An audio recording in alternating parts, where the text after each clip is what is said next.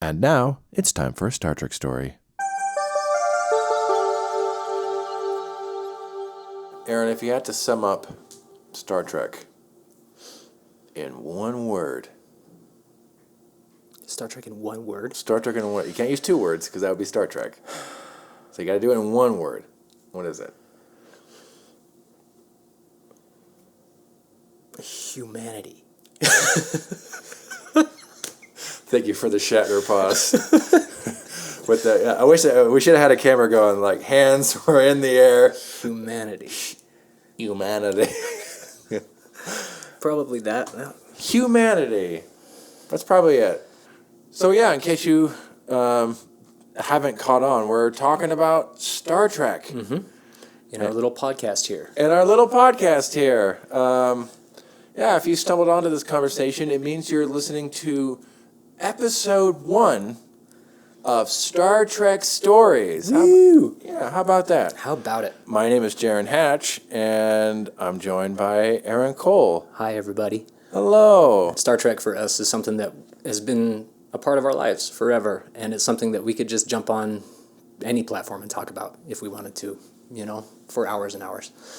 Even without a mic. And we decided we just wanted to share that, externalize it with the people. So whether you're an old-timey Star Trek fan like us, or you're a complete noob, never even heard of it, and you just clicked on this to fall asleep to, then welcome. Welcome. I think you summed this up, Aaron, when I first broached the subject with you, is you called it would be like kind of like a Star Trek book club. Mm-hmm. And that's kind of what this is all about. So first and foremost, like Star Trek Stories is this is a watch-along podcast. A little bit later, we're going to give you the invitation to watch an episode of Star Trek. And then once you're done watching it, check back in with us as we talk about it. As we are, for all these episodes, we're going to sit down and watch an episode and then talk about it afterwards. So it's kind of like, I don't know, watching something with your friends. And I think one of the fun things about, if Game of Thrones taught us anything, is that watch parties can be a lot of fun. Mm-hmm. And they don't have to be exclusive to one living room. Like, we can have international watch parties now, Yeah. Somebody on the other side of the world could be listening right now being like, I love Star Trek. Yeah. Yeah. I hate what they're saying about it, but, I completely disagree, but I like listening to it. And? So, yeah. So every episode we're going to watch an episode. There are a few movies in the Star Trek franchise. Mm-hmm. We'll also watch some of those, but it's primarily going to be episodes. We're going to sit down, and most of the time we're going to be sitting down with some friends and watching it. And every week we'll have someone different come on, and we'll all watch Star Trek together and see what we all think about it. Exactly. Mostly friends to start. And if it blows up to become anything at all as a podcast, then we'd love to have guests that are fans of the show and fans of Star Trek come on and give their takes as well. Or if you're brand new. That and too. Don't know it. Like, that's what we're also looking for. Oh, yeah, we got friends that have never seen a Star Trek before that are coming on the show. Yep. Because there's value in that perspective. Yeah. This is a good segue into, I think, the other thing we want to talk about with the show. And it's what we want to do with the show is also kind of like cataloging and looking at, I don't know if you'd call this the fan experience, the audience experience, just those of us who come and enjoy something together. And some of us are going to be on different levels of how much we love it. And it all means something a little differently to us. There's a lot of, in this day and age, geek and nerd culture has just exploded. And now we're all kind of... Oh, yeah. Yeah, geeking out and sharing all these stories together. I think, and we will, make some qualitative judgments about things, but I think we've agreed that what's fun about looking at some of the stuff is not necessarily, was this good or bad? Of course, again, we will talk about that, but just what's more interesting is that we can all look at this differently. Sometimes we can all like something, sometimes we can all not like something, but more often, there's going to be a whole mixture of opinions about things. And I think that's also kind of one of the things we want to look at is just how we all come at maybe one thing, picking one thing, and how we all come at it with different perspectives and what it means to us. Yeah. We're not here to like just unabashedly praise Star Trek, nor are we here to bash Star Trek. No, we'll have a healthy balance of both and everything in between, I feel like. Yeah. 'Cause, like, even amongst our conversations without the podcast about the show, like, we've criticized, we praised, like, it's just what humans do. We Yep. like to organize and categorize, Yeah. you know? It's fun though, and just to see how we all feel about it. Clearly, a lot of you who end up listening to this will be pre-existing Star Trek fans. Aaron, I think it's pretty safe to say that you and I are pre-existing Oh, yeah. Star Trek fans. I would not get insurance for it. It is a pre-existing condition. Pre-existing condition. Very much so. But if you don't know Star Trek, we also are hoping that this is a potential, if you've never watched it or only watched a little bit, it's such a big thing. It's massive. It's one of the biggest, longest running geek nerd franchises out there. We could be, one of the genius things about us choosing to do Star Trek is that we could do this podcast for years and never run out of content. Yeah, there's just so much. Yeah, endless content. But that can be, I know talking to people who have never gone into Star Trek, that can be a little daunting, to say the least. Like, where does one even begin with this kind of a thing? Yeah, and I think this provides a great avenue for that, you know? Yeah. It's a little less daunting. We're going to give you some highlights, some lowlights, a good mix of the good, bad, and the ugly. Yeah. You know, everything, and it's all still Star Trek, you know? Like, you got to take the rough with the smooth. Oh, yes. There's lots of bad and good. But if there's one thing that nerds love to do, it's share the thing that they're nerd about, you know? Yeah. And even talking about the bad, it can be a lot of fun, too. You know, what we're planning to do for the first little bit, we're committing to 100 episodes. At least that's our initial commitment. There are actually hundreds more Star Trek episodes. But we're going to try to commit to a list of 100 that's kind of going to give us a broad overview of the franchise in general. Starting with the original 1960 show and moving through all these shows and eras and eventually catching up to where we are now. We're calling this first episode list, this is going to be Phase 1. Like, so Marvel Phase 1, this is Star Trek Stories Phase 1. And it's even more epic because there's 100 episodes. And we do not have Jon Favreau. So No. wish us luck. So wish us luck. Star Trek Stories Phase 1, venturing out into the universe as we just go barreling into what's out there in the Star Trek universe. So for those of you who are returning, I know you're going to love it. But if you are new to this, welcome aboard. We hope this is a fun way to watch it. And just letting you know right now, if you start watching this for the first time and you like it enough where you're interested in just starting to want to go check out your own stuff, whatever speaks to you, Oh, please do it. just go start watching it. There's just too much just to watch it in one specific way. Yeah. We're not going to be able to rein you in or hold you back. No. If you're into it, then it's going to consume your television for the next little while. Oh, yeah. If we get to Next Generation and you decide that's the show for me, do it. If we get to Voyager and that's your show, do it. If we get to Discovery and that's your show, just do it. Whatever, just start having fun with it. If you hate it, then go watch House of the Dragon. Yeah. Or Rings of Power. Hey, cool. You know? I hear Wheel of Time is coming back this year, too. Oh, yeah. Woohoo. Season 2. Great. That's going to bring us into, real quick, Aaron, just letting our audience know a little bit about us, starting with you. No, I'm on the hot seat. Yeah, so we're always going to have a little special guest here to talk with or interview. These first 2 episodes, it's just going to be us. But Aaron is sitting currently in the captain's chair. We will always be having someone sitting in this captain's chair that we're going to have guiding the ship. And today it's Aaron. Aaron, hello, Hi. Captain Aaron. How are you? Good, how are you? I'm feeling good. I have all the command console here on the side of the chair. I can eject the warp core at any point if I need to. I have the codes. I can self-destruct the ship. I guess we should start with where you and I first met. All the way back to the beginning Yeah. of us. We met at Weber State. We both ended up going to school there for college. Weber State University. The only university that doesn't really require a high school diploma to get in. There you go, folks. Weber State. High recommendations. Check it out.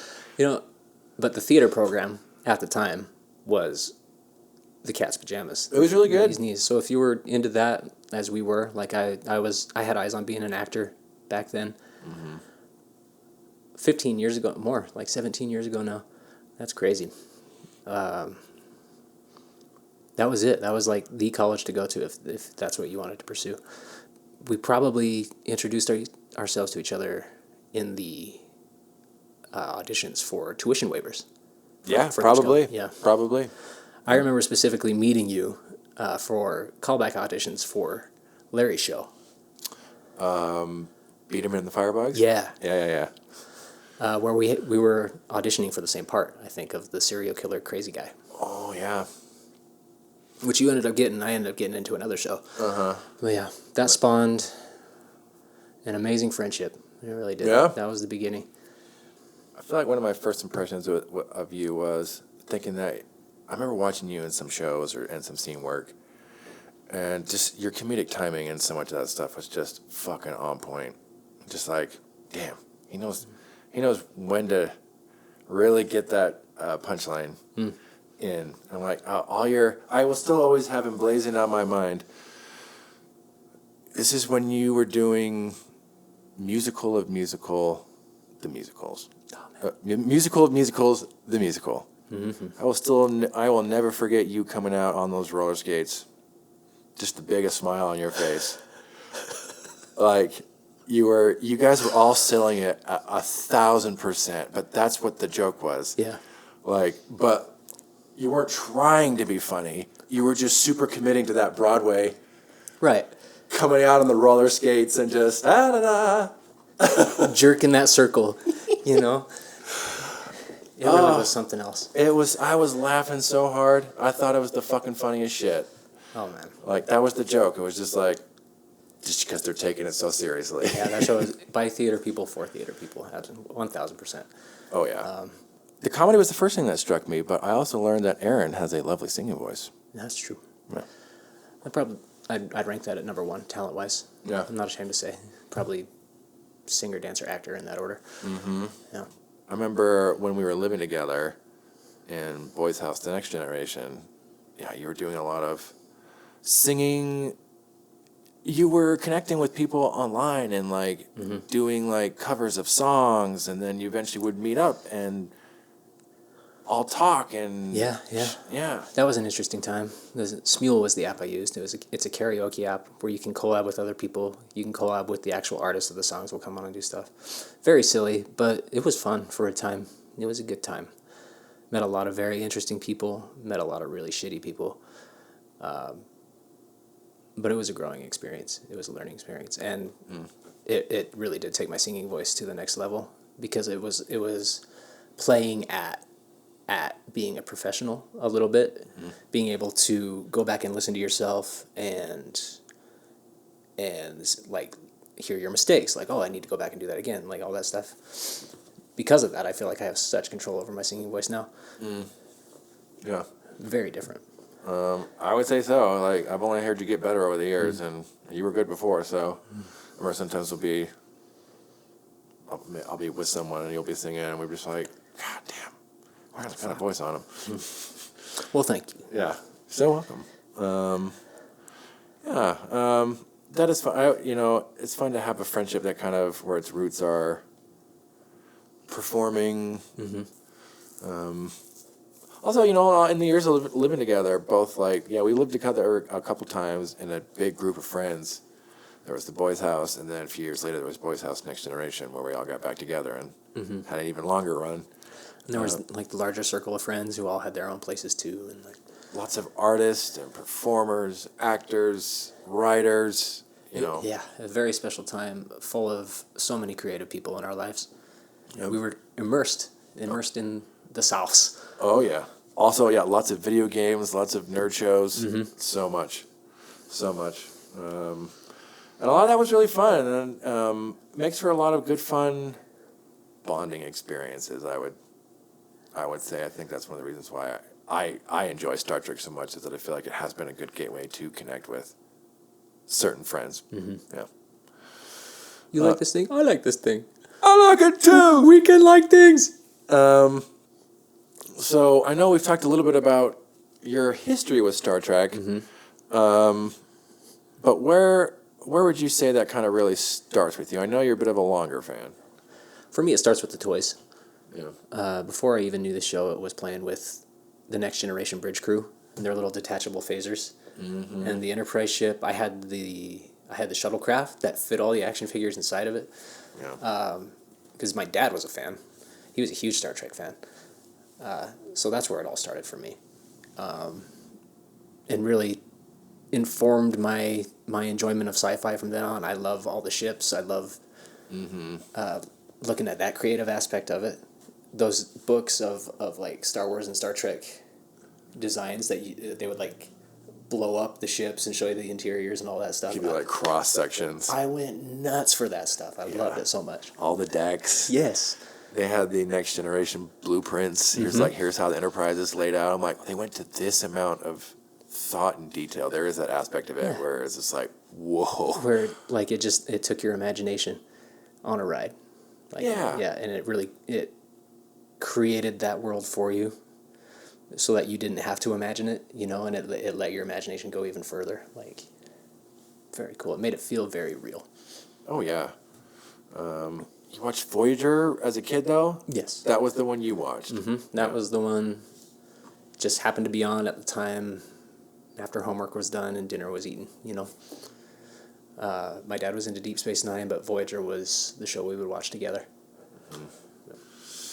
Yeah, and then we started living together, and Now we're married. we got 5 kids on the way. Woo! Yeah. From all over the place. We're having quintuplets. Through various surrogates and adoptions. Yeah, when we were living together, you and I watched Deep Space Nine, and you hadn't really watched through it all at the time. Yeah, that was the reason it ended up becoming probably my favorite Star Trek out of all of them.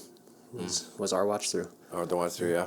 I went back, and last year I watched it all with my wife. We blew through it. Like, she ended up just taking off and watching a lot of it by herself. Yeah. Because she was flying, and like she just wanted to get through the story. She was so into it. Yeah. Yeah. Then when we did Boy's House: The Next Generation, you and I watched Star Trek: The Original Series. And the animated series after that. Yep. Watched both of them. Just because I had never seen any of them.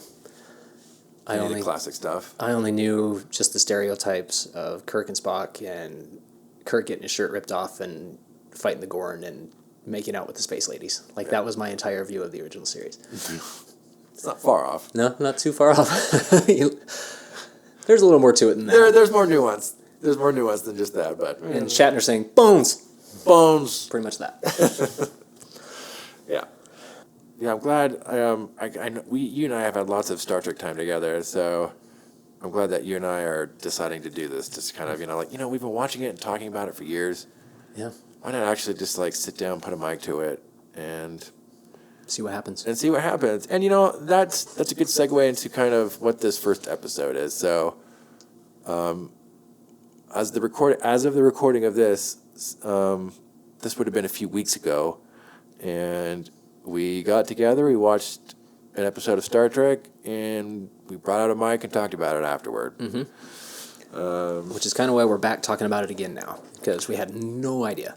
Yeah, we had no. Yeah. So in a bit, what you're gonna hear is us talking about that episode when we originally recorded it, and just kind of our impressions. And going forward, that'll be more what the show is like, is us talking about specific episodes. Yep. And what we thought about those. Yeah. Yep. We'll have a little, conversation in the beginning. Then we're gonna watch the show all together, and then talk about it afterward. So for this first episode, it's only appropriate that we start off this whole show, this whole phase 1, venturing out into the universe, as my good friend Julie Andrews, as Maria von Trapp once said, let's start at the very beginning. A very good place to start. We're going to watch the original 1964 pilot, The Cage. Like we briefly said, this was the first go at making Star Trek, but it had a completely different cast. But this was creator Gene Roddenberry's attempt to get his little sci-fi show that could off the ground. He had been a writer on westerns and stuff, and he eventually got a chance to pitch a show, like the kind of show he always wanted to do, and it was this kind of space western show. Mm-hmm. Do you think he had any idea in his wildest imaginings that it would become what it became? You always have that hope, but my guess is, but to actually expect it, no. There's no way you can actually expect it. And if you did, it still would be wow. Yeah. If only I could see it now. He's been dead for a long time, but even then, when he had died, he basically died at the very end of Classic Trek when that last original series movie was released. It was basically right around when he died. And he saw a little bit of what was to come. He was the creator of Next Generation. Uh-huh. He was aware that they were going to be making Deep Space Nine, or he knew something was coming. Yeah. That's about it, though. So if you were to see it all now, it'd be like, oh, it's still going, huh? There's even more. Yeah, like if you put the success over time on a graph, there would just be that huge leap. You know what I mean? Yeah. All of a sudden, like an explosion of popularity. Oh yeah. Has very humble beginnings. Mm-hmm.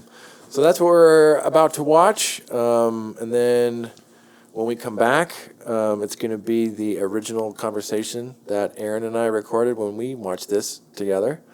If you have Paramount Plus, if you bring up Star Trek, the original series, I believe it's listed as episode 1. If not, just go look for The Cage, but I do believe it is listed as episode 1. I think it might actually be episode 0. Oh, episode 0? Yeah. Yeah. It should be right at the beginning. Uh-huh. We're going to sit down and watch The Cage, and then we're going to come back and have a little chit-chat about it. We'll see you then. Bye-bye. Bye-bye.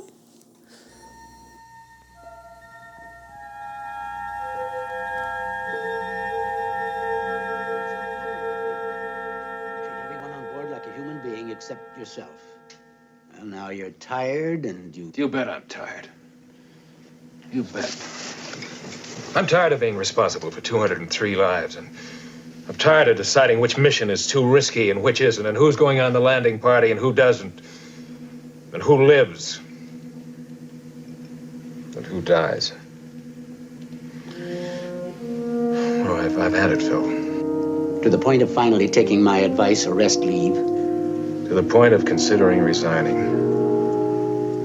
And do what? Well, for one thing, go home. Nice little town with 50 miles of parkland around it. Remember I told you I had 2 horses? We used to take some food and ride out all day. Well, that sounds exciting. You ride out with a picnic lunch every day. I said that's one place I might go. I'd go into business on Regulus or on the Orion colony. You, an Orion trader, dealing in green animal women slaves? The point is that this isn't the only life available. There's a whole galaxy of things to choose from. Not for you. A man either lives life as it happens to him, meets it head-on and licks it, or he turns his back on it and starts to wither away. Now you're beginning to talk like a doctor. Bartender. You take your choice. We both get the same 2 kinds of customers. The living and the dying.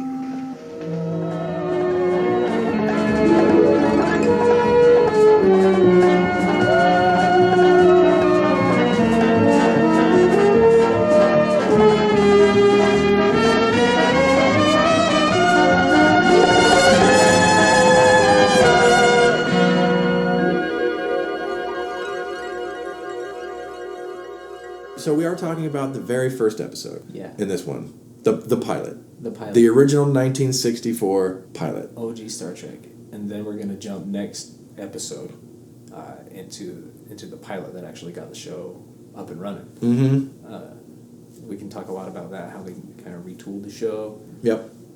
Pros and cons, weigh both the episodes against each other, see why Kirk's pilot was so much more successful. Yeah, in case you don't know, Gene Roddenberry's the creator of Star Trek and pitched this to the network. He used to write for westerns and police dramas, mostly westerns though. Right before this, he had a series called Lieutenant, which was a kind of like a military-based drama. Lasted about a season. I'm learning too with both our listeners. This is exciting. Yeah. Spoiler alert, I know a lot. I have read encyclopedias. Oh yeah, Jaren is very much the dramaturge. The dramaturge, yes. The trivia master when it comes to Star Trek, no question. But there's a lot of some of the behind the scenes stuff is genuinely even more interesting than the stuff you see on screen. It's kind of a minor miracle this show even exists. So much was working against it, and the fact that it's become now this like almost 60-year thing, and it still feels fraught. You look at when Next Generation came on, it was very fraught, and then the modern stuff like with some of the fan response and everything, and it's like Star Trek always feels like a franchise that's trying to push and it's always teetering. Yeah, it's this weird line of being very offensive and very progressive. Well, absolutely. Especially in this first episode and in the 60s show in general. Yeah, but it forces you to think about these concepts and take a look at it, sometimes with an objective eye that you don't want to have, or the idea that Star Trek gives you a once-removed take on important issues, universal issues that they can talk about. And because it's set in space and it's like, oh, it's just, future magic and whatever, you can talk about all kinds of stuff. You can kind of take a step back. Yeah, that you normally wouldn't get away with as a writer or as a producer trying to get the show on television. Oh yeah, very much why I think it's so interesting to go back now. You can see what they were trying to say. How successful were they? Is it successful now? The show lends itself really well to that, and all its incarnations. They all make for interesting time capsules of kind of what people were thinking about, kind of some of the socio-political things that were going on at the time. Maybe not always successfully. The original show tried to do a Vietnam episode. The Next Generation tried to do a gay rights episode. A lot of people look at DS9, they look back at Jadzia Dax's character as an advocate for trans rights. And absolutely. I didn't even notice that growing up. It wasn't even a concept in my brain watching that show for the first time. Totally makes sense. What's fun about revisiting this is the OG version, and it's like that kind of thing is baked into it right from the beginning. And I think you definitely see it in this first episode, The Cage. Gene Roddenberry pitches this space western. He pitched it as Wagon Train to the Stars. Pioneers going across the plains and, having adventures along the way. It's going to be a spaceship, finding these planets and everything. There's going to be an adventure. But instead of like 6 shooters, there's going to be ray guns. Instead of Native Americans, it's aliens. And so westerns are huge at the time. Probably important to note the space program's happening right now. That's probably the biggest thing that helps the show get made. The nerddom is originating, and it's very niche. Right here, yeah. Right now, like Gemini, Mercury astronauts are like celebrities. They're reading the dime store novels and all that stuff. Kennedy has said that man's going to be on the moon at the end of the decade, and it's like, all right, let's see. But what sells it is the western, that it's going to be a western. They greenlight it, and they do this. Now, we just watched it. I don't know how much this is actually a western. This seems pretty much... There's elements. It seems sci-fi. It does. It seems very much like a Asimov rough draft or something. Not at all a Western story. There's one action scene in this with like the dream sequence with the barbarian in the fortress, and that's it. And that's more medieval fantasy. And that's medieval fantasy. Absolutely. There's the siege moment with the laser gun, but that's more medieval too, just with the ray gun. That's about it. Like, otherwise, it's mostly people in rooms talking about stuff. So, what did the producers think after greenlighting a space western and being shown this for the first time? They were very impressed. They believe that they're on a spaceship traveling through space. There is a lot of detail. It's important to note the only 2 other like sci-fi things in town, like Twilight Zone was wrapping up around this time. Outer Limits was doing a thing, but like Those are both spooky psychodrama monster movies in like 30-minute episodes. And then like Lost in Space, which is this family spacey show. Very family friendly, very geared towards the nuclear family ideal. I think one of the things that probably sold them on it is Gene Roddenberry's vision of this future. This didn't sell them. Not at all. It's too cerebral. American families at 7 o'clock on a Monday are not going to tune in and watch aliens kidnapping a guy and trying to breed him. But they're impressed by the level of detail, how believable it is, and how thoughtful it is. They buy it. This won't work, though. This is not what you sold us. This is not a Western. It's almost Gene Roddenberry gets caught tricking Paramount, because this is kind of what he really wants to do, is these really thoughtful science fiction shows where they travel to these planets. There's people like us on it, but things are different, and there's some kind of problem that needs to be solved. Big gamble. Huge gambit on his career. Do something like that. That's insane. That's like a make it or break it situation. Like, had that failed completely, had he been rejected, he probably never would have been able to pitch an idea again. Not anytime soon, no. Especially since this was, I believe, the most expensive TV pilot at the time. Which I think shows, to some degree. It's like, some of this looks pretty 1960s, threadbare. I love the background sets. They're brilliant. They're great. But there is a lot, you can tell there's a lot of like love and care put into everything. Mm-hmm. The ship, the planetary sets, the barbarian fortress, that whole set looks awesome. How they pull off the sets in like the alien prison, the zoo. Totally, that's what I'm saying. It's like the world building, even in this pilot episode, it's clear how much has already been thought out, almost to a Tolkien degree. Like, he knows exactly what he wants to do with the show and where he wants it to go, what he wants it to be. There's definitely a vision behind it. And I think that's probably the thing that comes across most strongly in this first episode is the vision. From the get-go, there's a very clear vision for what Gene Roddenberry wants this kind of to be. But this is not what we kind of end up getting. It's very similar. It's not exactly what we end up getting, though. I think the show that ends up getting created after this is a little more fist fights, phaser fights. Not so much here. There's more of an adventure show when it gets picked up, I think. This is less of a pilot, more of like an episode 3 or 4. Like the producer said, very cerebral. There is a big what if, though. If like they had picked up on this, if they had said yes to this, would this have worked as the series? Yes. Yeah, I think it would have worked for the time. I don't know if it would have been as successful. I mean, what does the original Star Trek have? Like 5 seasons?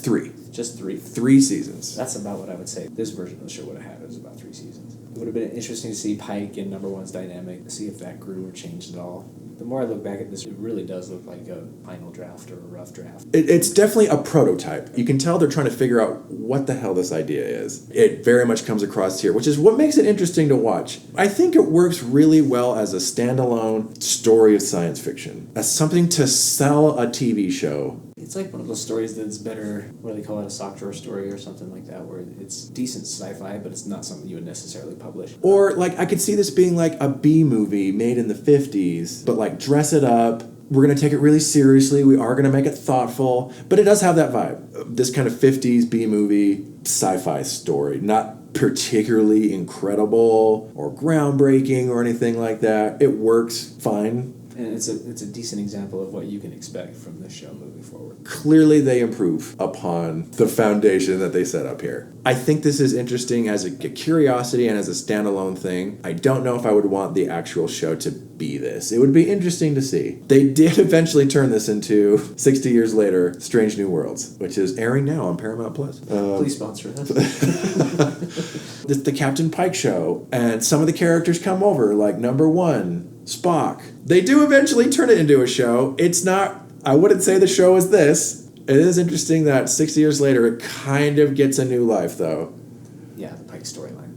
The Pike stuff, specifically. 60 years later, they turn this episode of Star Trek into its own TV show, finally. But at this point, it does not get picked up. Could this be a better pilot? I think so. Yeah, it's a product of its time, and it's a product of, I think, trying to sell the show. I think you can see they were worried about a few things, and that's where the sexism kind of comes out through Captain Pike's character and stuff. A couple of his lines of dialogue. Would 60s audiences buy this? Because it was a very different time culturally. Very much a time capsule. Yeah, in this episode, you have the Starship Enterprise traveling through space. They seem to be some kind of military space exploration agency. They're traveling through space. They get a distress call from this planet, and they go investigate. It's a human science ship that crashes on this planet years ago, and they're just now receiving the distress call. And so the Starship Enterprise changes course, engages in time warp, which is a fun sequence. I think it's fun to see how they do the warp for the first time. They're going into time warp, yeah, and you get this like trippy haze of stars. What is going on? Is it like a montage? Is it? Yeah. Is this a montage? Is there some weird time dilation going on right here? Because we kind of step out of the action of the scene. Like, you can see they're still talking and commanding the ship, but we don't get to see any of that. It's like this weird time phase moment. Mm-hmm. Maybe to kind of just show the audience for the first time, like, yes, we're traveling to a new scene, a new part of the galaxy. Great scene, yeah. It's interesting, like, what were they meaning? They leave it up to your imagination as to what you're kind of seeing. Very stylized, though. I think more so than you see it later on. We are introduced to the captain, Christopher Pike. Very serious kind of guy, but seems to be kind of... There's just been an incident before this, and he's kind of doubting himself as a captain, maybe thinking, I should be done. Yeah, he seems to be second-guessing a lot of his career choices at this moment. He's like, maybe I could be doing literally anything else. Would I be happy? It's like a career crisis, if not a full-on, like, existential crisis. Which interesting take for a captain. In the first few minutes, that's how they set up the show, is this captain who's in doubt about himself. Which I don't necessarily agree with. Again, for a pilot, I feel like that's something to come up a little later on. Because it kind of portrays him in this first episode as like, maybe he has a bit of a lazy streak or like an anarchist streak or something like that. It's hard to know how to feel about him. Right. Not necessarily a fully likable guy. No, not unlikable, but not necessarily likable. Mm-hmm. Yeah. When he's having this little moment, while they're time warping or whatever, the doctor comes in and makes him a cocktail. And that's his prescription, drinking. A little like cocktail and therapy session with the crew doctor. Very interesting scene. I do like that scene. Is it a weird choice for a pilot? Yeah. Is it a good scene, though? I think that's a good scene. It's cool to see the Enterprise pre-Bones, too. Pre-everyone. Yeah. Yeah, just like we're all used to Captain Kirk, Spock, Scotty, Bones. To see this version of the Enterprise beforehand with different people, not as diverse. Bunch of blue-eyed white people in this show. Man in the bridge. Even some redundant ones that just step up and stand next to Pike. I'm here too, Captain. Science officer, white guy. Communications officer, white guy. There is a person of East Asian descent in the transporter room acting as the assistant. He's actually wearing thick rimmed glasses for a second, if you catch it. The crew members that you see in like their short sleeve clothes. Oh my God, the people like they're going to the beach or something. Yeah, I loved that. That is one of those moments. It's like straight out of a '60s magazine. Like, this is how shore leave would be on the Enterprise in the future. Take your future vacation to Antares 4. You and your whole family. Of course, the captain doesn't even think twice about it. He's just walking to his cabin, passes people going to the space beach. This is before like holosuite technology, so like, where were they going? Where were they going? So we have Captain Pike having an existential crisis. Mm-hmm. Old man Doctor Piper, even more serious maybe. He does. I guess he does have thrown a joke or two. He's pretty. Everyone's pretty serious in this. I feel like it's more. The whole crew is. There's not a lot of character to people. Pike probably gets the most, but he still comes across as being serious and angry through most of this, I would say. Yeah, I think that's a product of them trying to sell the show as serious, It's a serious drama. This is not Lost in Space for the kids. Not some hokey Buck Rogers thing. But to the point where there's not a lot of characterization. If a pilot is to set up the characters you're going to get invested in, this does not do it. I think it's good about giving you an idea of what Gene Roddenberry's vision is, but not the characters you're going to follow through on this grand adventure through space. It's all pretty functional. Not great as a TV show. Great as a pretty good sci-fi story by itself. This almost feels like an hour-long movie. Yeah. You're right. They kind of forget about characterization at the expense of creating this world. This world, yes. Like, the character development isn't super important in this. These are just people on space adventures, and they just come across this destruction. That's all you need to know. Yeah. That's it. But we also... The first officer is number 1. That's all we get is number 1. And she is the one, like, command officer who is a woman on this ship, as far as we can see, in this episode.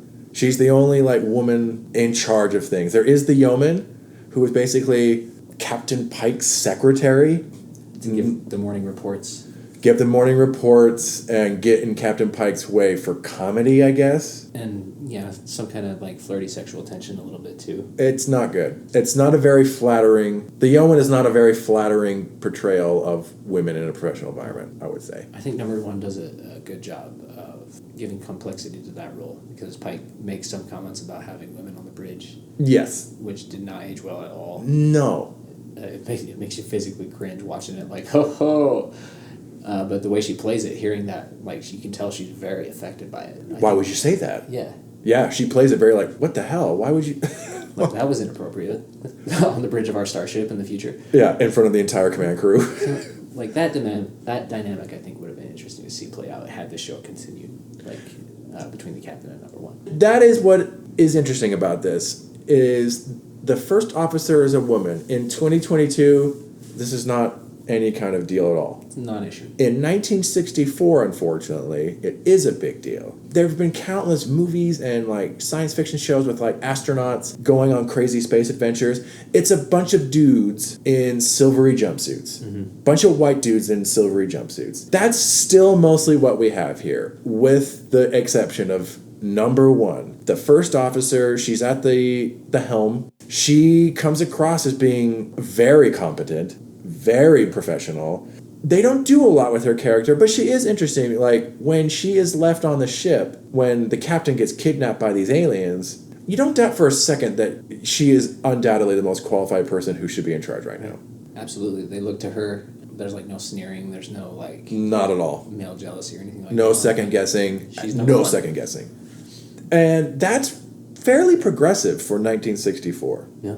But then they throw in the line, I just can't get used to the idea of a woman being on the bridge. It's still speaking to a 1960s audience. One of the mandates that the network gave, though, for a second shot was the female first officer has to go. Whoa. There's some stories about why this is the case. The one that Gene Roddenberry told everyone was that the networks didn't want, we can't have a woman as the first officer. And like, we've gotten letters. And the people who spoke the most strongly were the women, these housewives saying, well, who does she think she is being on the bridge doing this? Doesn't she know her place, kind of a thing? Yeah, we call those Karens now. Karens, Yeah, yeah. I absolutely believe that letters were written from Karens about that.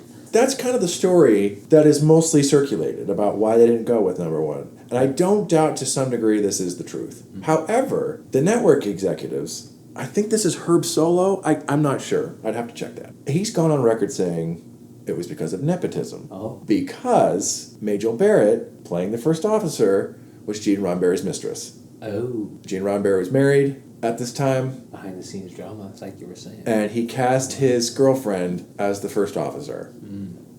And they have claimed that actually what they wanted to do was have more diverse casting. So there is no one official version of this story. My guess is it's a combination of both of these things. Yeah, they're both trying to save face, and the truth is somewhere in the middle. Yes, absolutely. I think they're both trying to save face here.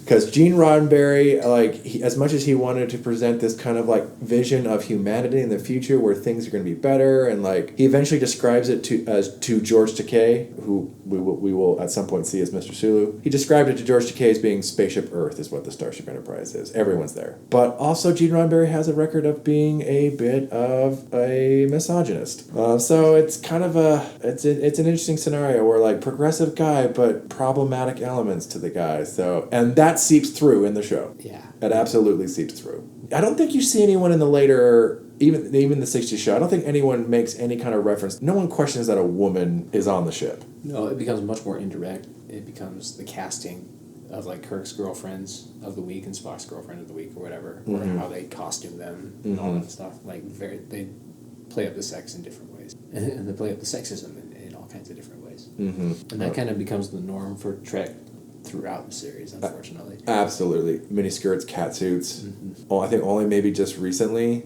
in the modern Star Trek has they've more or less gotten away from this finally. Because we saw this all the way up through Enterprise, which ended in 2005. And to say they didn't know better in 1964 is being generous. They knew better, but it's Hollywood. That's Like, Hollywood. know what they're there to do.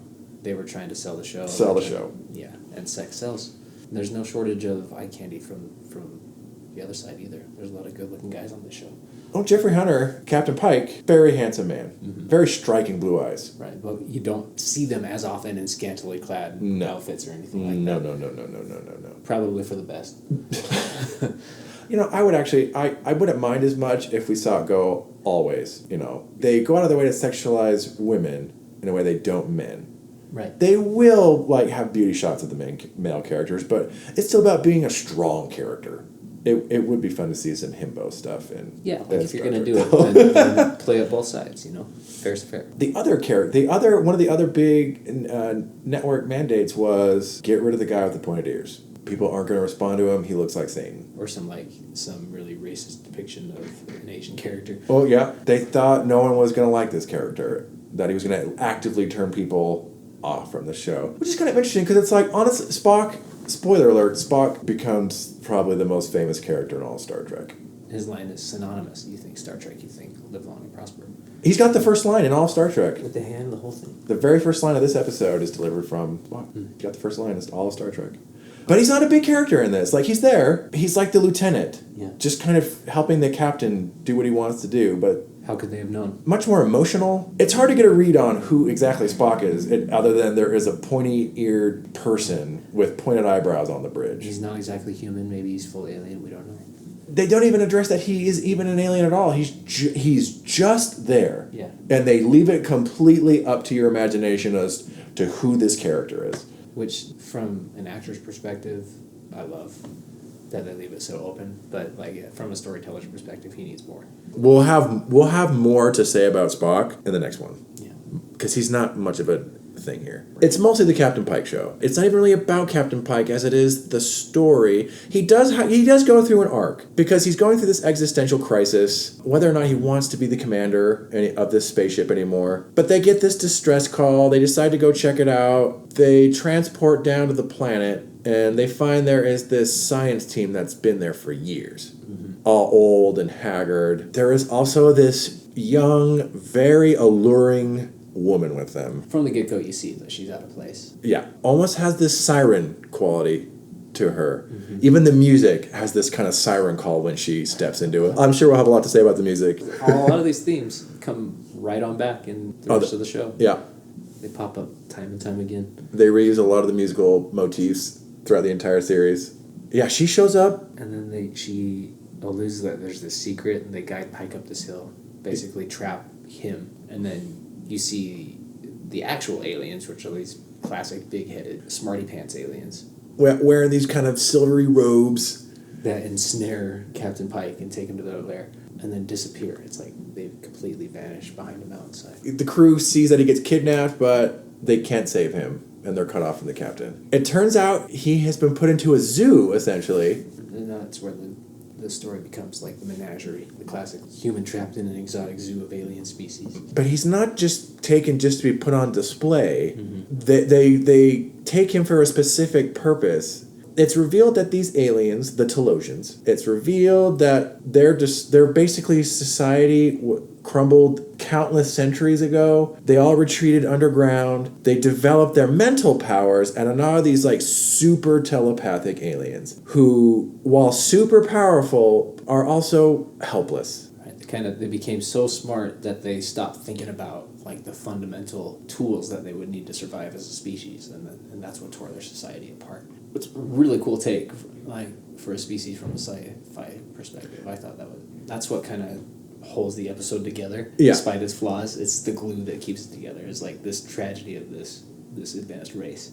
Very tragic. At first, you think they're going to be malicious and evil, but in the end, they're sympathetic and almost pathetic. Yeah, because of how helpless they are. They look like space nerds. They really do. They look like alien geeks. So pathetic and sad and frail. Yeah. We're so superior to you with our mental powers.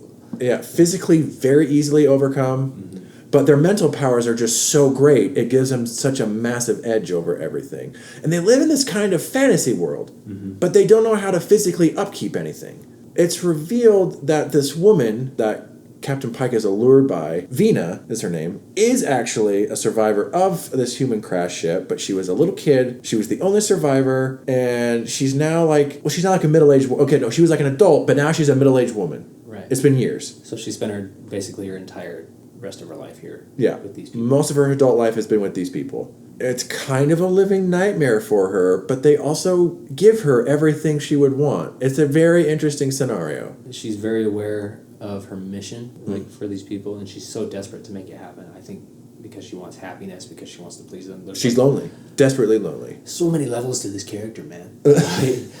But she's got, like, the way the actress plays it, she's got levels of, like, Stockholm Syndrome. Yeah. And oh man. It's Anger, it's regret, Yeah. terror.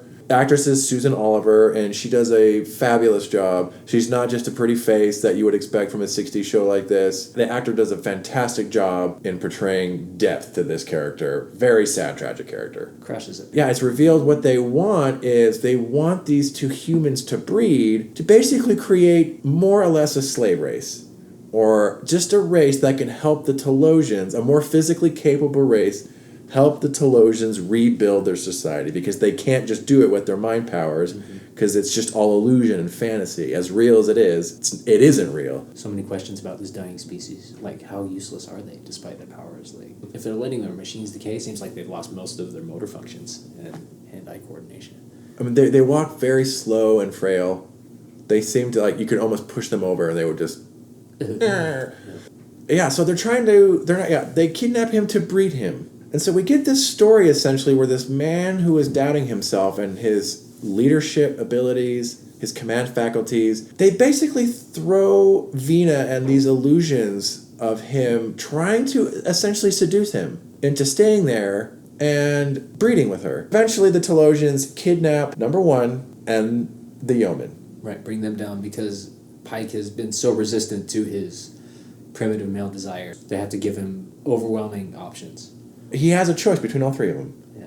He doesn't end up with any of them. They kind of very simply get out of the situation. Yeah, for all their powers, it's just so goofy how he actually ends up overtaking him. Basically fakes to be asleep. Yeah. They try to sneak into his cell to remove his weapons, and he jumps him. And he jumps him. And that's it. Despite their powers of illusion, they open this little tiny wall. Obvious little hallway. that he knows is there, that it very clearly already knows exists. He does have a defense, and he learns that he can block some of their telepathy with hate and violence and primitive emotions. It still comes across as being pretty easy and goofy. So they established that they're not perfect, they're not all-knowing or all-powerful or anything. The two women on the ship are both super into Captain Pike, and it's kind of all out in the open by the end of this. Talk about, like, the stroking of the male ego. Right, like, I wonder where the rest of this season's gonna go. Will they or won't they with his subordinates? Find out. They try to present this as this kind of human drama. Unintentionally, it's very much a male ego thing. Mm-hmm. I think it would have been interesting to see the Captain Pike and number one dynamic, but probably for the best that this is not what the show ends up being. Mostly. It creeps back in. There are ultra-high miniskirts that show up pretty quick for the female crew members. All of Kirk's space girlfriends. So very clearly, like, how much can we get away with here? Oh, yeah. The fuzzy filters. They're glowing. They're radiant. Would you recommend this as someone's first Star Trek episode? No. Yeah. Totally not. If you are dedicated to, like, film history and watching everything in exact order, go for it. Fine. Yeah. But in terms of just the average person who's going to sit down and watch something now in 2022, yeah, I don't know about this one. Not a critical view. You have to go in with some kind of historical context. Yeah. To an extent, that's how I feel about the original series, too. Like, it's fun to go back as a Star Trek fan and watch those 3 seasons, but as a casual viewer, I can't see anybody really getting through it. Yeah, I think you have to be dedicated to, like, genre entertainment. Yeah. I definitely know people who pick it up and enjoy it, but that is not everyone. There are great episodes. There are lists on the internet. Definitely check these ones out. Do you need to watch the entire series? No, especially with OG Star Trek. Like, they're so episodic. You really can jump through those highlights with no problem at all. You can understand exactly what's going on. They're all movie of the weeks. Mm-hmm. So you can just jump in anywhere. I love the original show. It's still probably my personal favorite. I love how groundbreaking it was, but this idea that that this hasn't been improved upon, I think would be naive. Yeah, it's like we talked about a little bit. Star Trek is cyclical, has peaks and valleys, ebbs and flows. There are seasons of shows that are great, like Voyager, and then there are seasons that are not so good. I don't think any Star Trek series by itself is the perfect form of Star Trek. They all have their flaws. They all have Yeah. their own things that they do well. It'd be hard to say. It'd be interesting if we do come across like a genuinely perfect episode. They might exist. There are definitely all-time greats, but a full-on perfect. It'll be interesting to see if there are perfect episodes. There's not many. We'll find them. This is the prototype. If something like that is interesting to you, seeing a genesis of something that became a huge thing, that's the most interesting thing about this episode. If that's your kind of thing, then this would be definitely a recommend. Yeah, and please, like, if you're one of the 3 or 4 people that are listening to this episode, give us your comments on it. Tell us your Star Trek story. I would love to hear that from anybody listening, their own personal experience with Star Trek. I think that's one of the core things that will push the show along. Yeah. Is our sense of togetherness and community when it comes to the thing that we love. Yeah, we kind of want to make this a bit of a discussion, not just with us. We are planning to get rotating guest hosts. That's our plan, to have a little more of a panel to talk about some of these things. But we also wanted to make it a conversation with anyone listening. We're not necessarily here to review the episodes. I'm not going to give this a 3 out of 5. I mean, we'll throw our critiques out there, certainly, but we're not here to tell you whether or not to watch this episode because it's quality or trash. I wouldn't call this an all-timer. I think this is good. It's more interesting than anything. Still very watchable, even as dated as it is. It's still a pretty decent story to follow from beginning to end. As its own isolated thing, it is interesting and fun. You could find worse ways to pass an hour of your time. You can find worse Star Trek episodes to pass your time. You can almost feel there are lots of better episodes and there are lots of worse episodes than this. It might end up being the middle of the road by which all Star Trek is secretly judged. Falls somewhere around the mean there. Yeah. Next episode, we're going to look at the second pilot, the 1965 second pilot, when the network was impressed enough, and probably because they spent a lot of money on it, they were impressed enough to give it a second shot. But they said, you have to give us the space western. We're going to get more of that in the next episode, which is going to be Where No Man Has Gone Before, 1965, William Shatner. Here we go. Here we go. And then I think we'll do some comparing and contrasting of... Yeah, we can talk a little bit about that episode itself and then look back at the other pilot. How do these compare up against each other? So if anyone ends up listening to this, all 3 and 4 of you out there, we want to make this a dialogue with everyone. Absolutely. If we really like what you have to say, we might even mention it on the show, which is cool. I mean, because we're so cool, clearly. Yeah, we're specifically looking for... not just interesting perspectives on Star Trek. There's going to be a lot of those out there. But yeah, your own personal stories. We want to see what's out there. This isn't to completely qualitatively judge Star Trek. Like, if you like this, that's fine. If you don't like this, that's fine. This is a good place to be if you like this, though. Yeah. Certainly. I think that's it for right now. We'll get back with you in a bit with Where No Man Has Gone Before. Yeah, buddy. And we'll go from there. Thanks for listening, and we'll see you next time.